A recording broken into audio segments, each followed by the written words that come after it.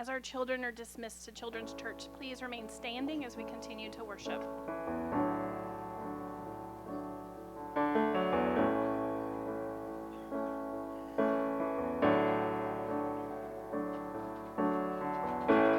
You are not a God created by human hands. You are not a God dependent on any mortal man. You are not a God in need of anything we can give by your plan. That's just the way it is.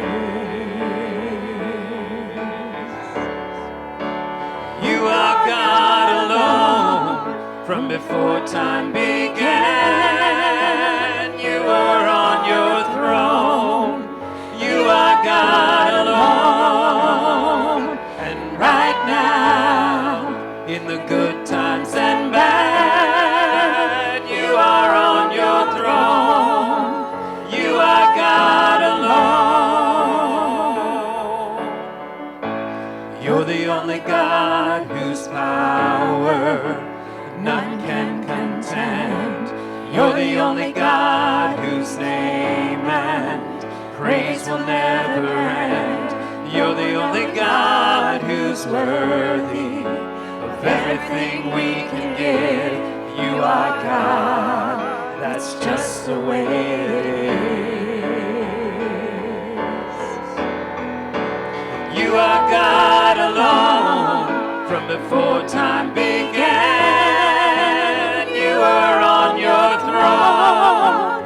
You are God alone. And right now, in the good times and bad, you are on your throne. You are God alone. You're unchangeable. You're unshakable. You're unstoppable. That's what you are. You're unchangeable. You're unshakable. You're unstoppable. That's what you are. You are God alone from before time began. You are on your throne. You are God alone. And right now, in the good times and bad, you are on your throne. You are God alone. And right now, in the good times and bad, you are on your throne. You are God alone.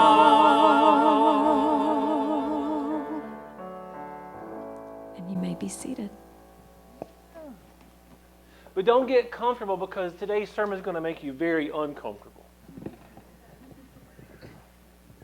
That's really selling it, isn't it? So, I've been gone for 2 weeks. Thank you. I think, Daryl preached one Sunday, Misty preached another Sunday. I haven't had a chance to watch them yet, but I will. Looking forward to that. I had a great time. We discovered medical grade aloe. That's how sunburn I got. Went to church both Sundays I was gone. I always loved doing that. I'll tell you what, Ubering to church in another country is fun. That's a trip if you've never done that before. Usually I mix it up. I had fully intended to go to a small church first and then go find a Catholic mass that goes to second just to see what that was like. But I loved the small little church I found first week, right? I went back to it again. And I want to tell you, the kingdom of God is alive and well. I know people keep trying to bury it, but it's doing just fine. What I found was a thriving, vibrant community, a multi-generational church. The worship team was very young, Daryl. There wasn't a gray hair among them. I'm just saying. I think the keyboardist was 14. They had a drummer behind a glass with a drum kit, saxophonist. They were good. They were young though, and they started singing at 10 o'clock, and they sang till 11. Yeah, see, Now, what I did notice, though, is they did what some of you do. Many of them showed up at 11 when the music was over. Don't think we don't know. Pastors know these things. So more showed up then, and then they made some announcements, and they sent the children off just like we do here, except it was a very small building, like an upper room over a garage. And they sent them off, about 100 people. They sent the kids off into rooms right off the side, as if we could not hear them. They were loud, but their loudness kind of gave it a life to it, but it was like bees humming in the background. And the pastor preached, and everything was bilingual, right? So he would say a line in Spanish, and someone translated in English, and both sermons were really good. One was on temptation, and the other was on righteousness. Really, really good. Loved it very much. But the kingdom of wasn't too different from what I experienced last January in England with a small Episcopal parish church there. Just a interesting, dynamic group of folks, just like us are here today. I'm telling you, people keep saying that things aren't going well for Christianity, but we're doing just fine. But you know why? Because God's on the throne. But I'm glad to be home. Very glad to be home. Be back in my bed and around our folks. Today feels very good to be here. So if I preach really energetic, it's because I'm happy. Now this sermon series came about today and then 3 more. As you know, I've said this before, around December 1st or so, I will begin working on the preaching schedule for the coming year. And I outline all 52 weeks. And I usually begin by asking folks, a few people, hey, is there anything specifically you'd like to hear a sermon about this year? And I get interesting feedback. It's not always the same people I ask every year. I kind of mix it up to kind of get some flow from it. And one of the people I asked last year was Andy Cutchin. May he rest in peace, and may his legacy be honored. But I asked him, and of course his first answer was Romans, because that was like his favorite. He's like, if we did Romans every week forever, he'd be like happy. I like to think that he's right now grilling Paul over exactly what he meant by justification. Can you see Andy with spreadsheets? But the second thing he mentioned was, he said, Jamie, when we get close to the election in November, he said, I'm kind of worried about our country. He said, things didn't go really well before, and he said, things haven't gotten much better, and he said, I think we're going to need some encouragement to help us, our church and our culture, stay together, to be on the same page, as it were. And I think he was right. Now, we talked for a good while about it. I used the term some pastoral guidance on how exactly we relate. And so this sermon series comes from that conversation. And so what we're mostly going to have is a conversation today and for 3 more weeks leading up to the election, which, if there's any one theme of it, you don't really hear anything else, is that regardless of what happens, it's going to be okay because God is still God. And our primary obligation is to serve Him in His kingdom. But we're going to get there through various ways, and one of the key things we're going to do today is look at this text right here to help give us guidance, because things really haven't gotten better since Andy and I talked. I mean, since then, let's see, what have we had? One major party kicked the top of their ticket off in favor for somebody else, and the other major parties had their candidate attempted to be assassinated twice. I mean, things aren't going real well, are they? So we want to see if we can get guidance on this from the Scripture. So I would like you to turn to the Gospel of Matthew, chapter 22. And we're going to read a very familiar passage. It gets quoted a whole lot. It is found almost verbatim in all 3 of the Synoptic Gospels, Matthew, Mark, and Luke. We're going to fly off of Matthew here, but they're all pretty much the same. There's no key differences. And the text comes here, 15 through 22. So you're in Matthew chapter 22, and you're at verse 15. Then the Pharisees went and plotted how to entangle him in his words. Well, that's not going to work very well for them, don't you? And they sent their disciples to him along with the Herodians, saying, Teacher, we know that you are true and teach the way of God truthfully, and you do not care about anyone's opinion, for you are not swayed by appearances. All right, so let's just set you off here. They come at him, and the thing here is they're coming at him politically and with an economic question. You will see this is about taxes. I want you to move down to verse 23, just real quick. Can you see that? The same day, Sadducees came to him who say there is no resurrection, and they asked him a question, right, about the resurrection. So the enemies of Jesus are coming at him literally with death and taxes. They're coming at him literally with politics and religion. Because this is what people who seek to divide do. People who use these two things to divide and attack generally are not on the team you want to be on. So who are these people? Who are the Pharisees and the Herodians? Now, we're going to get kind of to all four groups in some way, shape, or form today, but in the ancient world, there were four basic groups of Jewish leaders. The Pharisees were the most conservative. These were the people who led the synagogues. They were the ones who controlled the way in which Torah was interpreted in these synagogues. The second group was the most liberal, and that is the Sadducees. They controlled the temple for the most part and the priesthood. And they were very much in league with Rome for power brokering. The third group were the Essenes. They were religiously extreme, like Pentecostals with the bun, right? They were out there in the extreme of, we're going to do this, we're going to do it right. They had water purification. John the Baptist may have been one of those. And the fourth group was the Zealots. And the Zealots were people who they just were not happy with anybody. I'll come back to Zealots in just a moment. But for now, let's just think about the Herodians and the Pharisees. And the Pharisees, think of them as the most conservative religious principle you can imagine today. I'm not going to tell you who that is, but people who you see on TV a lot. People who are on cable news programs. Religious conservatives who are saying this is the way to do it. That's kind of not exactly the same, but the same kind of cultural power the Pharisees had. The Herodians are the politicians.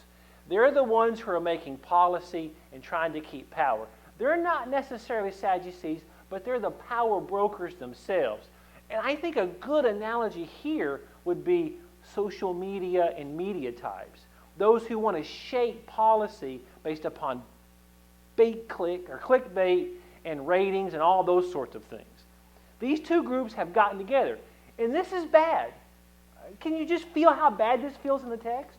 When the crooked politicians and the media magnates get together controlling opinion, they come at Jesus, they have an agenda. And they're going to come at him hard. And that's what they do. Verse 17. Tell us then what you think. Is it lawful to pay taxes to Caesar or not? Whoo! Let's hit him with taxes. It's a good thing that no one ever talks about tax policy in our political discourse. What tax are we talking about? See, we have a hard time here with taxes because we put our own idea into it. This is literally the Roman poll tax. And I want to talk about that for just a moment because you have to understand it to get a full sense here. Poll tax for the Romans did not mean what it meant for American history. We use the word poll, P-O-L-L, not P-O-L-E, which you'll see sometimes people spell those wrongly on social media posts, by the way. Go to the polls, north or south. The polls here, for us, a poll tax is what used to be charged in some places to be able to vote.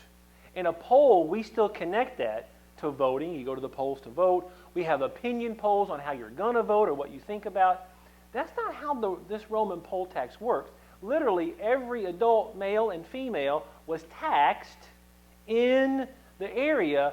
They think poll here more as populous. This is the same tax, by the way, Joseph was going to register for when Mary gave birth to Jesus, right? So in Luke's gospel, he bookends this pretty strongly with that kind of context. You have to be counted and you have to pay, though everyone has to pay. Everyone. And they're asking, should we pay this tax or not? It's an important question, because whenever somebody revolted against Rome, the first thing that they would do was mint their own coinage and charge their own taxes. That's what they did in the Jewish War 40 years after this happened. It's what they did in the Bar Kokhba revolt later. They would mint their own coins. Is it lawful to pay these taxes or not? Oh, one more thing that's going to bear weight.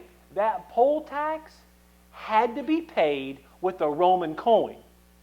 It could not be paid with a Greek drachma. It could not be paid with the Hebrew shekel system they had going. It couldn't be paid with their local currency. You can't pay this one with Bitcoin. You've got to pay this one with Roman currency. And it had to be paid, or you were a traitor. And it wasn't very much. The poll tax was 1 denarius. We'll get to that in just a moment. But Jesus, aware of their malice, said, "Why put me to the test, you hypocrites?" Well, we know why they put him to the test, right? They want to trap him. But Jesus can see through them. They're trying to trap him with a lose-lose scenario. But you need to know, Jesus always wins. Always. Here's the lose-lose scenario. And this is where it all comes to play. The zealots, of whom one of Jesus' apostles was a zealot.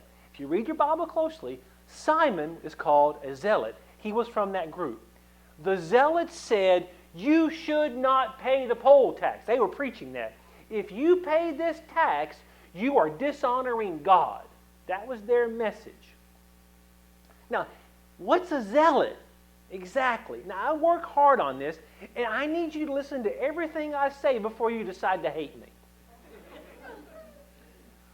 Trying to find a place where I can see a zealot today.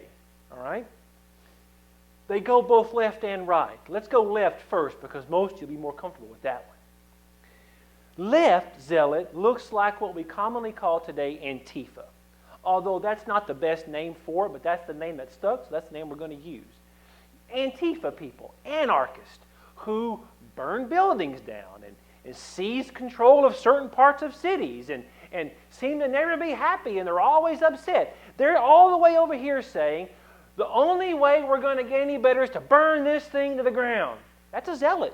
A zealot's not happy with any political discourse. It's my way or all the way. An absolute purist on everything. There's no compromise, no peace until I get all that I want. Sound familiar to these individuals who are never happy. You never go far enough to the left for them. You're never all the way. You're never tolerant enough or open-minded enough or communist enough to make them happy. You're never going to... They're zealots. Are we comfortable with that one? You're probably comfortable with that, aren't you? Oh, but here we are. The other side. On the right.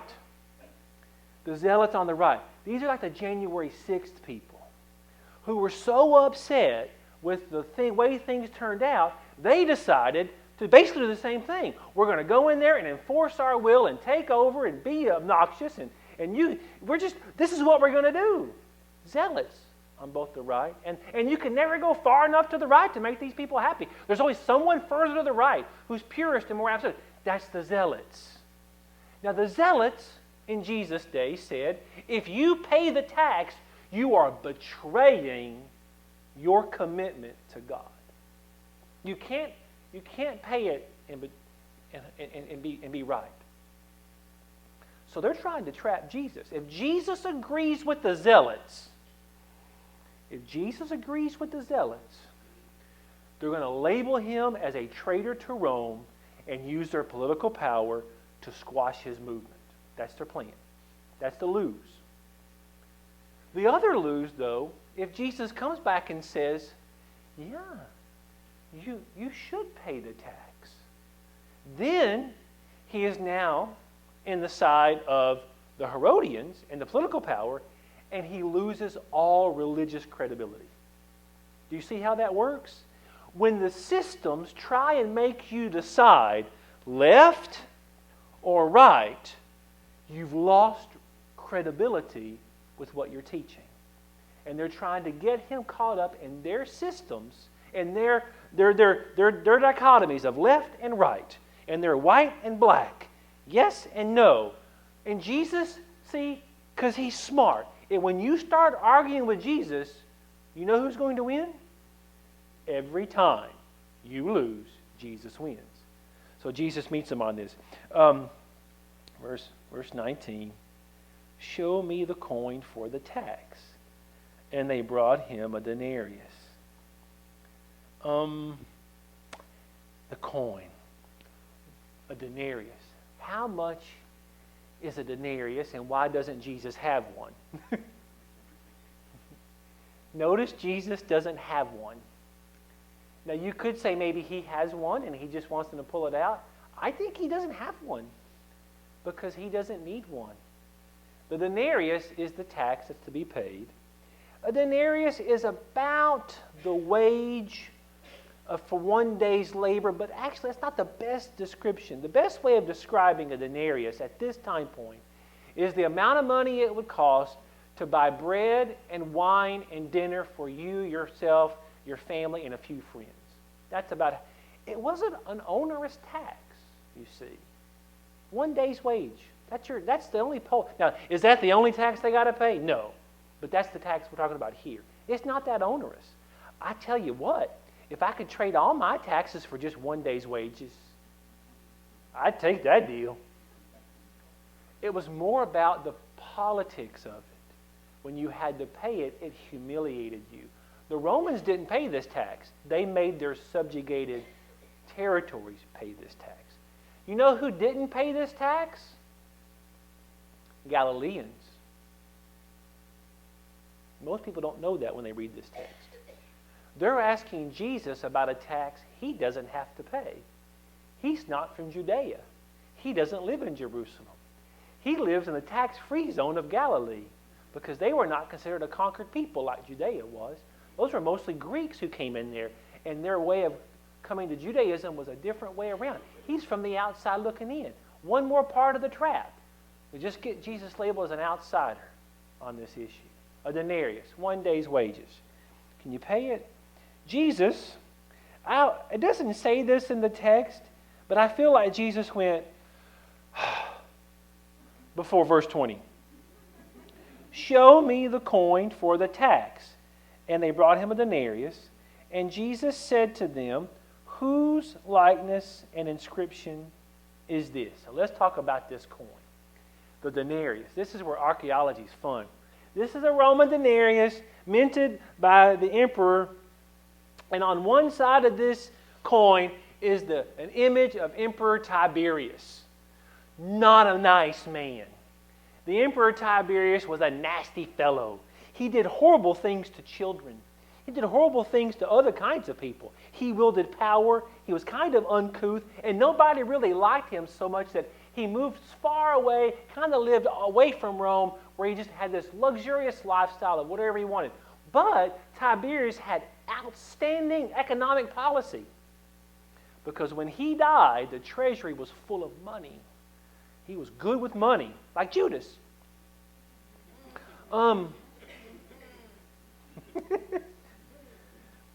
So that's the kind of emperor he was, a very horrible human being. His image was on it, and underneath his image it said Divi Filii, which is Latin for Son of God, because the emperors claimed to be divine. He was a Caesar after all. On the backside, it gets worse of this coin. On the backside, if you can imagine, it says Pontifex Maximus, High Priest. You need to hear that through the ears of a first century Jew.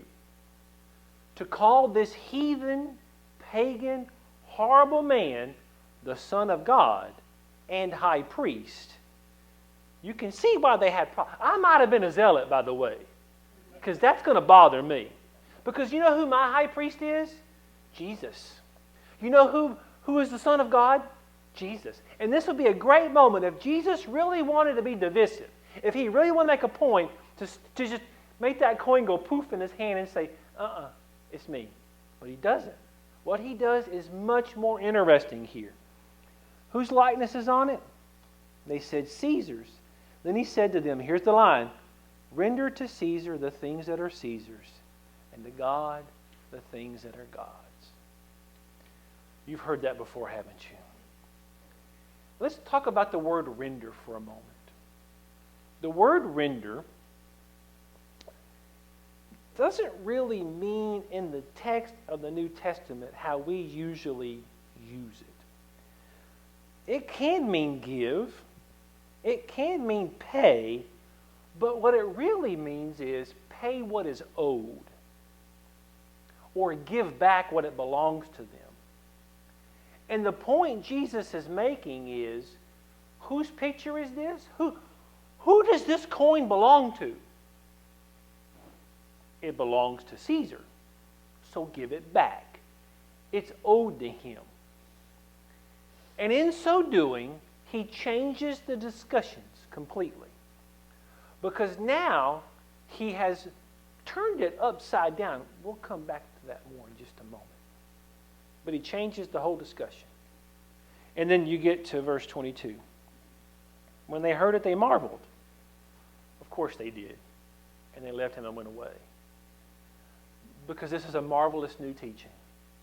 It's a via media by which we can walk down and understand that we render to Caesar that which belongs to him and to God that which belongs to him. But to answer that question, we have to start working through what exactly do we owe Caesar? What do you owe Caesar? The implication, of course, is government of any kind. And Jesus' answer fits government of any kind. But our government is unique in that we are, theoretically, self-ruled. And so Caesar is kind of all of us put together in some way, shape, or form. What do we owe? Now, there's a long process here that we could talk about. I got 3. You know what you really owe? You owe your taxes. Don't miss the context. You owe your taxes. Now, you're probably like me. I don't want to pay 1 dime of taxes more than I have to. I will claim that bottle of Tylenol as a medical expense until they tell me I can't. I'm going to do that. I take the long form. I pay an accountant. I deduct everything. But I do pay an accountant. You know why? I don't want to be in tax trouble. I want to pay what I'm supposed to pay. I want to get it right. You owe your taxes. Taxes are not a bad thing if they're used appropriately. Don't try and fight it too much. What else do you owe? Well, this relates to taxes. You owe good citizenship, to be informed. This is what you owe. You owe to read, to know the issues, to be involved, to discuss honestly with people, to figure out what do you believe about taxes. You got to be in favor of something or you won't have any roads, right? We want to pay the military and you got to have things, safety issues. Well, how far do you go? You should be involved at some level.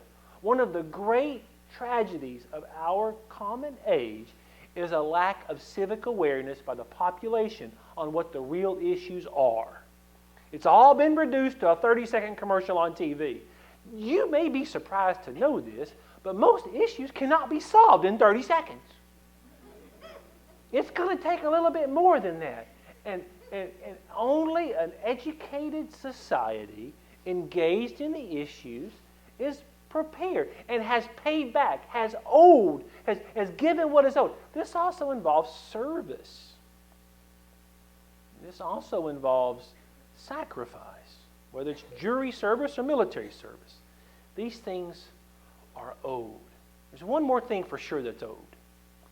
We owe it as the people of God to pray for our people, our country, our nation, and our leaders. Paul will say elsewhere, pray for the king. Even if he is, a horrible human being. Pray for the king. This is how we are supposed to bless the world. By adding spiritual guidance, speaking truth to power. That's not always easy, but that's what we owe it. Because the world will go astray. They'll make bad decisions. They will make decisions based on the wrong things. And we owe it to them to say, you're getting it wrong. This is what really matters. We owe it to them. This is why I'm not a big fan of shrinking away from the public sphere of discourse. I am a huge fan, though, of understanding where that discourse ends. I have opinions. I know that's surprising. We owe Caesar other things, but that's enough for now. What's the question? What we owe God. See, we often stop with render to Caesar the things that are Caesar's. That's not where Jesus stopped, is it? That's the preliminary. The ending point is render to God. Give back to God that which is owed God. Well, what do you owe God? One answer is everything. Now, that's a right answer, by the way. I do owe God everything. But you know what happens when you say I owe God everything? It kind of saps it of any specificity. It's what I call the sofa paradox. Bear with me. Let me set this up. You may say to someone, I love you like a brother. I would die for you. I would take a bullet for you. We may say that to anyone. I'd do anything for you. Anything at all. And then they call you and say, hey, I got to move some furniture Saturday afternoon. Can you help me with that sofa? Oh, I got a colonoscopy that day. Or whatever. Sounds better than that. So we say that I would do anything or everything for you until it's time to move the sofa, which means you won't do anything for them. You alleviate the actual responsibility for helping by saying I would do it. So oftentimes we say, I owe God everything. So in reality, you give him nothing. What you really mean, it's all mine. You actually do owe God something. You owe God tithes. You owe God financial resources. Don't forget, this is in the context of paying up. And Jesus clearly means you owe. There's a monetary value to this that you owe. You owe God worship and praise. Him alone you owe worship and praise and service and devotion and love. You owe this to him. You owe God sacrifice. This is what we owe him. Everything, yes, but specifics. Prayer, adoration. This is what you owe. So Jesus has found this great via media, this middle road, in which you give, but you keep it in proper perspective. And he turns the whole thing upside down. He turns the zealot argument upside down. Because you know what happens if you owe somebody something and you don't pay it? What's that called? It's a word for it. Theft. If you owe something to Caesar and you don't pay it, you're disobeying God. So the zealots had said you can't serve God and also pay the tax. Jesus says you zealots have it the wrong way around. When you don't pay the tax, you're actually robbing Caesar of what's his. Because you don't need that money. Give it back to Caesar. Just be fine with it. And so what he teaches us here with this upside downness is anyone who tells you you can only be this way and serve God is wrong. Now, I'm pulling out an application here, but I want you to hear me. Because you will hear people on the left and right do this. There will be Democrats who will say, how can you be a real Christian and support that? And there'll be Republicans who will say, how can you be a real Christian and support that? And they're doing the same thing the zealots are doing. You can't pay that and still honor God. And what Jesus is saying, you guys have it all wrong. You're putting the emphasis on the wrong place. He turns it upside down. Now I want to take this one step further, which some of you may say is one step too far. That's what my job is. In the back corner of our building is one of the most beautiful things on this planet. It is the flag of the United States of America. Would you just look at it right there? Right there. If you've never noticed it, it's been there for a long time. I put it there. I love the American flag. It is gorgeous. I think the colors, red, white, and blue, I really do believe these are intrinsically, maybe it's coming to America, intrinsically beautiful. I've written about this before. It thrills me. I have a flag at home. I fly it on every page. Memorial Day, Veterans Day, Flag Day, Election Day, I will fly it. I don't fly it all the time because I want to keep it, in good condition. The wind's here. We were flying home on Friday, and we were flying on the airline, and we're at the terminal there in Mexico, and on the flag, on the plane's fuselage was an American flag. It's an American company. I suddenly felt better. Not that I was ever at ease, but just there's something about that makes me feel good. I love my country. I love that flag. But that flag is put where it belongs in this worship center on purpose. Many people have argued with me that it should be up here on the platform, in the corners. I believe to my right and your left. I've had people bring to me the code, the military code for flag use, and say, this is how you're supposed to do it. Of course, this is not a military adventure here. It's not even a governmental adventure here. And they will say, you're doing it wrong. Well, the problem is, this here, this area, this is where we render to God the things that are God's. Now, I put it at the back of the building because I love it. But it should be symbolic for all of us. When we come into worship, every time, through those doors, you pass. It's on that side because that's the way most people, everybody goes to the bathroom and coffee pot first. So you see it. As you come in, you recognize I am leaving in some metaphorical sense. I'm leaving the kingdoms of this world. And I'm entering into a place where I'm rendering to God what is God's. Worship and devotion and love and sacrifice. And I also bring that with me to some extent. I pray for and care about. But I come in here and I'm in a different place. This is not about nationality or ethnicity. This is a different place. But then when I'm finished here, I leave and I walk right by that flag again. And as I do so, I remember I owe out there something. I love what's out there. And I'm a part of that. And I'm wrapped up in it. And I carry that with me. So that as I live everyday life, I am rendering to Caesar, to the government, to my nation that I love, what I owe it. But I'm keeping that in balance because that is nowhere near what I owe Jesus Christ.